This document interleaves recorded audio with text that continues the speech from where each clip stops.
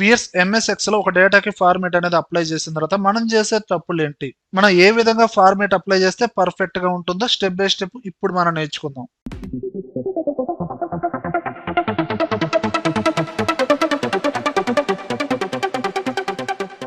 VS ఈ concept కి సంబంధించిన ప్రాక్టీస్ ఫైల్ లింక్ అనేది కింద కామెంట్ సెక్షన్ లో ఇచ్చాను, డౌన్లోడ్ చేయండి, దాని మీద ప్రాక్టీస్ చేయండి.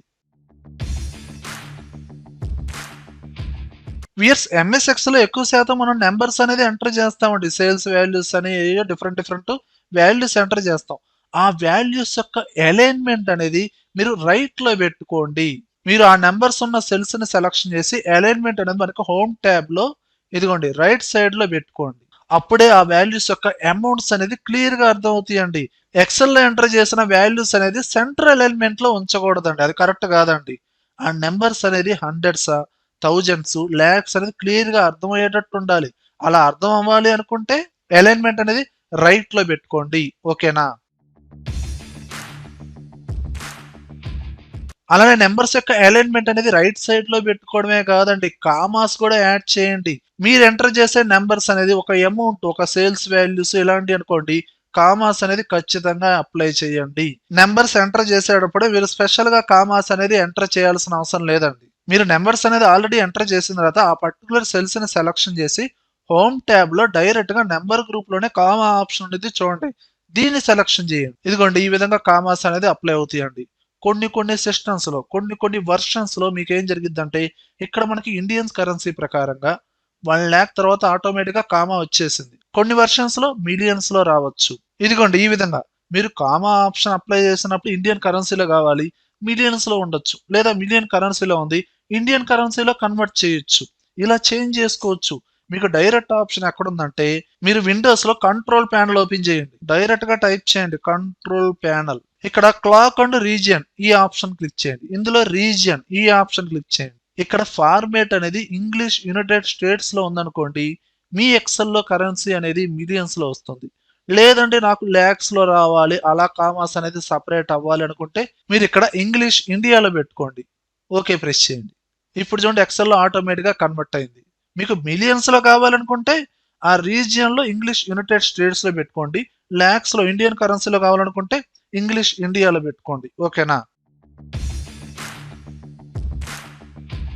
అలానే కొన్ని data tables, EMI reports create చేసినప్పుడు ఈ ఈఎంఐ వాల్యూస్ అనేది ఆటోమేటిక్ గా జనరేట్ అవుతాయి. డెసిమల్ వాల్యూస్ చాలా ఉంటాయండి. ఇక్కడ ఒక డేటా టేబుల్ క్రియేట్ చేశాను, ఇక్కడ ఈఎంఐ వాల్యూస్ లో పాయింట్ తర్వాత 3 డెసిమల్ వాల్యూస్ క్రియేట్ అయినాయండి. ఇలాగే మెయింటైన్ చేస్తారు, ఇలాగే ప్రింటింగ్ ఇచ్చేస్తారు. ఆ డెసిమల్ వాల్యూస్ ని డిక్రీజ్ చేసుకోండి. డైరెక్ట్ ఆప్షన్స్ ఉన్నాయండి. మీరు డైరెక్ట్ గా ఈ పర్టికులర్ ఈఎంఐ వాల్యూస్ ఏవైతే డెసిమల్ వాల్యూస్ ఉన్నాయో ఆ మొత్తాన్ని సెలక్షన్ చేసి హోమ్ ట్యాబ్ లో నెంబర్ గ్రూప్ లోనే కామా తర్వాత కొన్ని ఆప్షన్స్ ఉన్నాయి చూడండి, ఇంక్రీజ్ డెసిమల్, డిక్రీజ్ డెసిమల్. మీరు డిక్రీజ్ చేసుకోండి, ఈ ఆప్షన్ ని క్లిక్ చేయండి. ఇదిగోండి డిక్రీజ్ అవుతుందా లేదా, ఇలా డిక్రీజ్ చేసుకోవచ్చు. లేదంటే అట్లీస్ట్ నాకు 2 డెసిమల్ వాల్యూస్ అన్న కావాలనుకుంటే ఇంక్రీజ్ చేసుకోండి, మీ ఇష్టం. కానీ ఇక్కడ పాయింట్ తర్వాత 5 దాటింది అనుకోండి, ఆటోమేటిక్ గా 1 వాల్యూ యాడ్ అవుతుందండి.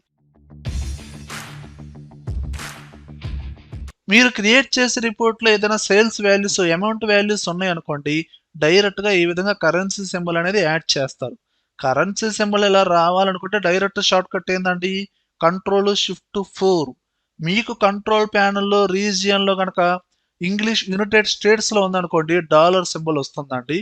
లేదండి ఇప్పుడు మనకి ప్రెసెంట్ కంట్రోల్ ప్యానెల్ రీజియన్ లో ఏముందో ఒకసారి చూద్దాం చూడండి, ఇంగ్లీష్ ఇండియాలో ఉంది. ఇప్పుడు మనకి రూపీ సింబల్ వస్తుందండి, కావాలంటే చూడండి.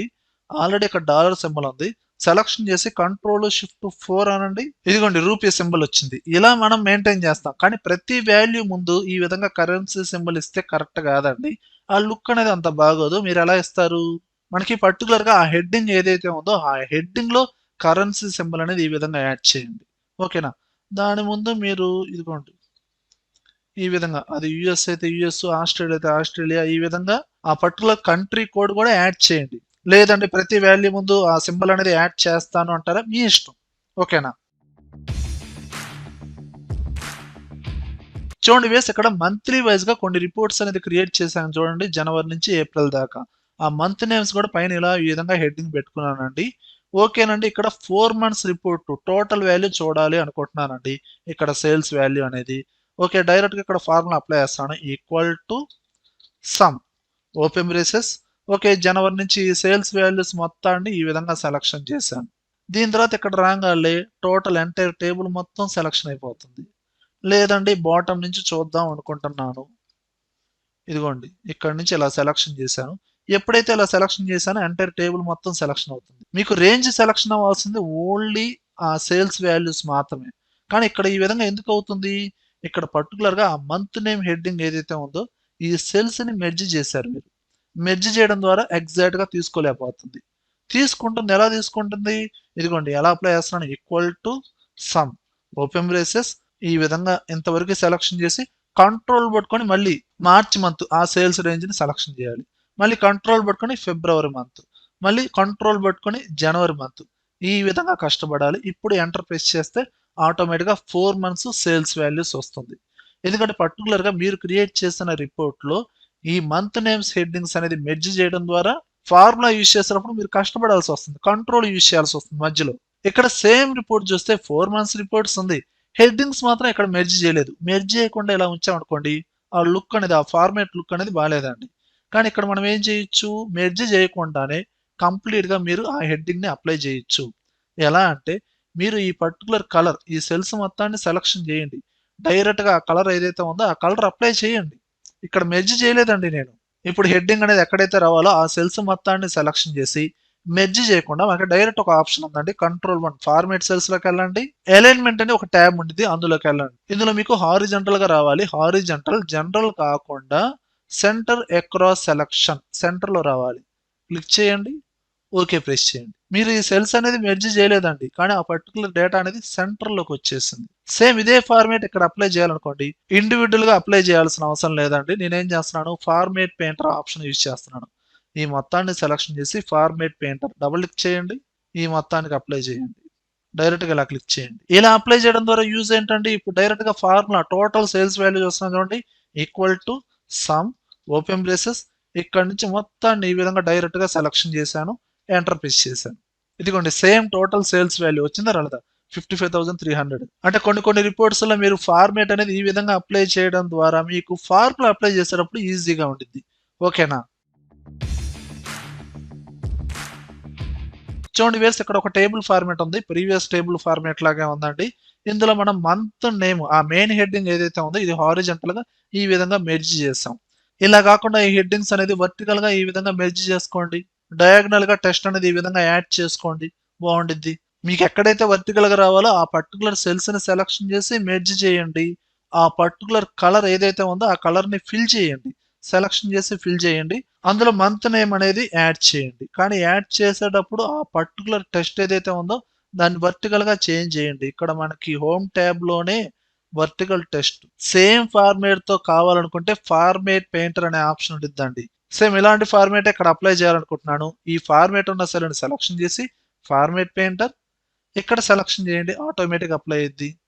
అండ్ ఈ డేటాని కాపీ చేసి ఇక్కడ పేస్ట్ చేయండి. అండ్ ఫిబ్రవరి వచ్చింది, ఇక్కడ మీరు మార్చ్ అని మార్చుకోండి. ఓకేనా? అంటే మీరు డిఫరెంట్ టేబుల్ ఫార్మాట్స్ అనేది హెడ్డింగ్స్ అనేది ప్రిపేర్ చేసేటప్పుడు హారిజంటల్ గా కాకుండా వర్టికల్ గా కూడా క్రియేట్ చేసుకోవచ్చు. ఓకేనా?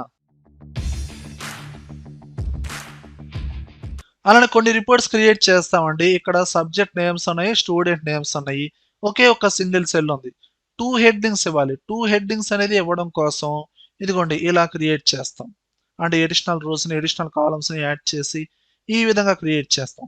మనం సింగిల్ సెల్ ని స్ప్లిట్ చేసుకోవచ్చు, అందులో 2 హెడ్డింగ్స్ ఈ విధంగా ఇవ్వచ్చు. ఫర్ ఎగ్జాంపుల్ ఈ సెల్ ని స్ప్లిట్ చేయాలనుకుంటున్నానండి, ఆ సెల్ ని సెలక్షన్ చేసి ఫార్మేట్ సెల్స్ లోకి వెళ్ళండి, కంట్రోల్ 1 బోర్డర్ అనే ట్యాబ్ లోకి వెళ్ళండి. ఇక్కడ బోర్డర్ ఇదిగోండి చూడండి, ఇక్కడ మనకి డయాగ్నల్ గా 2 ఆప్షన్స్ ఉన్నాయండి. మీకు ఎలా కావాలంటే అలా స్ప్లిట్ చేసుకోవచ్చు. ఇదిగోండి ఈ ఆప్షన్ కావాలి, క్లిక్ చేయండి, ఈ విధంగా స్ప్లిట్ అవుతుంది. ఓకే ప్రెస్ చేయండి. లైన్ వచ్చిందా రాలేదా? ఇప్పుడు దానికి తగ్గట్టుగా లోపల టెస్ట్ అనేది యాడ్ చేయండి. ఫస్ట్ సబ్జెక్ట్ రావాలి, దాని కింద నేమ్స్ అని రావాలి. ఇప్పుడు నేను చూడండి ఇక్కడ first subject and multiple lines లో ఒకే సెల్ లో మల్టిపుల్ లైన్స్ లో రావాలంటే ఆల్ట్ ఎంటర్ ప్రెస్ చేయండి. Alt enter, names enter. And alignment అనేది సెలక్షన్ చేసి మీరు లెఫ్ట్ లో పెట్టేసుకోండి. అండ్ సబ్జెక్ట్ అనేది రైట్ లో రావాలి కదండి, ఇక్కడ ఎడిట్ చేసి కర్సర్ ముందుంది కదండి, స్పేస్ బార్ క్లిక్ చేయండి రైట్ లోకి వచ్చే విధంగా.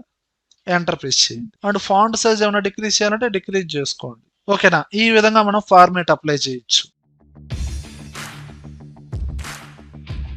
అలానే మీన్స్ ఎంఎస్ ఎక్సెల్ లో మీరు ఏదైనా ఒక రిపోర్ట్ అనేది క్రియేట్ చేసేటప్పుడు ఆ జూమ్ లెవెల్ అనేది 100% లో ఉంచండి. అండ్ ఫాంట్ సైజ్ అనేది మీరు నార్మల్ గా టైప్ చేసే ఒక డేటా ఏదైనా కావచ్చు, దాని యొక్క ఫాంట్ సైజ్ అనేది 12 మాత్రమే ఇవ్వండి, అంతకన్నా పెంచకూడదు. లేదండి కొంచెం హెవీ రిపోర్ట్స్ అనుకోండి, ఇక్కడ లోన్ అమౌంట్, టైం ఇలాంటి పెద్ద పెద్ద హెడ్డింగ్స్ అనుకోండి, సైజ్ అనేది పెంచుకోండి. ఒక నార్మల్ గా టైప్ చేసే ఒక డేటా, ఓ వాల్యూస్ కావచ్చు ఏదైనా, ఒక నార్మల్ డేటాకి మీరు ఇవ్వాల్సిన ఫాంట్ సైజ్ ఎంత అండి? 12, అంతకన్నా పెంచొద్దండి. మీరు పెంచారనుకోండి ఏం జరిగిద్ది? ఫర్ ఎగ్జాంపుల్ ఈ రిపోర్టే చూడండి, సేమ్ రిపోర్టు నార్మల్ గానే ఉంది కదండి. ఇప్పుడు దీన్ని బేస్ చేసుకొని నేను కొన్ని కొన్ని ఫార్ములాస్ అప్లై చేసేటప్పుడు ఆ కాలమ్స్ రోస్ మీద వాటి యొక్క నెంబర్స్ మీద డిపెండ్ అయి ఉంటుంది. అసలు ఆ కాలమ్ నేమ్స్ కానీ రో నెంబర్స్ కానీ డిస్ప్లే అవుతున్నాయండి, పర్టికులర్ గా ఆ కాలమ్స్ ని మనం సెలక్షన్ చేయలేమండి. కాబట్టి ఎక్సెల్ లో మీరు క్రియేట్ చేసి అది ఎంత చిన్న రిపోర్ట్ అయినా నార్మల్ డేటా అనేది మీరు ఫాంట్ సైజ్ అనేది 12 మాత్రమే ఇవ్వండి, అక్కడి నుంచే బిగిన్ చేయండి. ఓకేనా.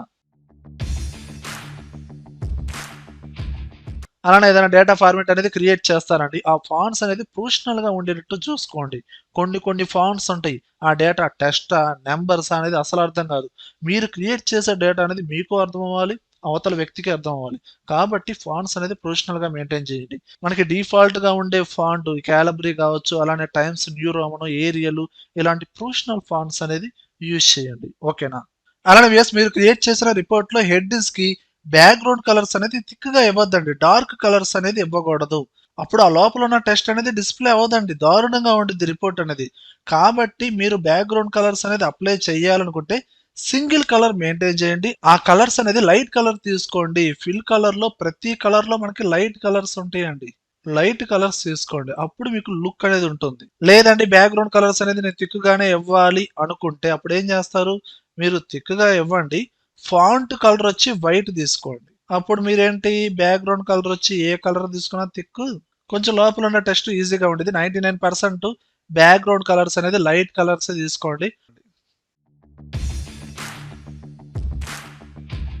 అలానే ఒక రిపోర్ట్ అనేది క్రియేట్ చేసిన తర్వాత హెడ్డింగ్స్ కి, సబ్ హెడ్డింగ్స్ కి, నార్మల్ డేటాకి different different colours, borders normal గా ఒక ప్రొఫెషనల్ గా అప్లై చేస్తారు. ఇలా ఇండివిజువల్ గా అప్లై చేయాల్సిన అవసరం లేదండి. డైరెక్ట్ గా ఎక్సెల్ లో మనకి ఆటో ఫార్మేట్ అనే ఒక ఆప్షన్ ఉంది. ఇక్కడ క్విక్ యాక్సెస్ టూల్ బార్ లో ఆటో ఫార్మేట్ అనే ఆప్షన్ ఉందా లేదా, దేనికైతే మీరు ఫార్మేట్ అప్లై చేయాలనుకుంటున్నారో ఆ రిపోర్ట్ మొత్తాన్ని సెలక్షన్ చేయండి, ఆటో ఫార్మేట్ అనే ఆప్షన్ క్లిక్ చేయండి. ఇదిగోండి ఇక్కడ డిఫరెంట్ డిఫరెంట్ ఫార్మేట్ డిజైన్స్ వచ్చినాయి చూడండి. ఇందులో మీకు నచ్చిన డిజైన్ ని సెలక్షన్ చేయండి. ఇందులో మనకి హెడ్డింగ్స్ కి, నార్మల్ డేటాకి different different colours, font styles ముందుగానే ఉంటాయండి. మీకు నచ్చిన ఫార్మేట్ ని సెలక్షన్ చేయండి, ఓకే ప్రెస్ చేయండి, డైరెక్ట్ గా అప్లై అవుతుంది. ఇలా వన్స్ అప్లై అయిన తర్వాత ఇందులో మీరు మళ్ళీ ఫార్మేట్ ఆప్షన్స్ చేంజ్ చేయాలంటే చేంజ్ చేసుకోవచ్చు. ఇక్కడ సబ్ హెడ్డింగ్స్ కి ఇటాలిక్ లో ఉంది, ఇటాలిక్ అవసరం లేదు, తీసేసేయండి, మీ ఇష్టం. లేదా మీకు కావాల్సిన కలర్స్ అనేది చేంజ్ చేసుకోండి. కానీ మనకి ఎక్సెల్ లో డైరెక్ట్ గా ఆటో ఫార్మేట్ అనే ఆప్షన్ డిస్ప్లే అవ్వదండి, దీన్ని మనము యాడ్ చేసుకోవాలి. ఎలా యాడ్ చేసుకోవాలి, క్విక్ యాక్సెస్ టూల్ బార్ లో రైట్ సైడ్ లో ఒక యారో కీ ఉంది కదా, దీన్ని క్లిక్ చేయండి, మోర్ కమాండ్స్ లోకి వెళ్ళండి, ఇక్కడ quick access tool bar and popular commands కాకుండా ఆల్ కమాండ్స్ ఈ ఆప్షన్ సెలక్షన్ చేయండి. ఎక్సెల్ లో ఉన్న అన్ని కమాండ్స్ డిస్ప్లే అవుతాయండి. ఇందులో ఆటో ఫార్మేట్ అనే ఒక ఆప్షన్ ఉంటుంది. పర్టికులర్ గా ఈ ఆప్షన్ ని సెలక్షన్ చేసి యాడ్ చేశారనుకోండి, క్విక్ యాక్సెస్ టూల్ బార్ లో యాడ్ అవుతుంది. ఓకే ప్రెస్ చేస్తే ఆటోమేటిక్ గా ఇక్కడ యాడ్ అవుతుంది. దాని తర్వాత ఆ పర్టికులర్ డేటాని సెలక్షన్ చేసి ఆ ఆప్షన్ ని క్లిక్ చేసి మీకు నచ్చిన ఫార్మేట్ ని సెలక్షన్ చేసి ఓకే ప్రెస్ చేయండి, ఆ ఫార్మేట్ అనేది అప్లై అవుతుంది. వ్యూయర్స్, ఈ వీడియోలో కంటెంట్ ఉంటేనే లైక్ చేయండి, అలానే కంప్యూటర్స్ అడ్డా ఛానల్ ని సబ్స్క్రైబ్ చేసుకోకపోతే వెంటనే సబ్స్క్రైబ్ చేయండి, పక్కనే ఉన్న బెల్ ఐకాన్ ని ప్రెస్ చేయండి. Thank you very much.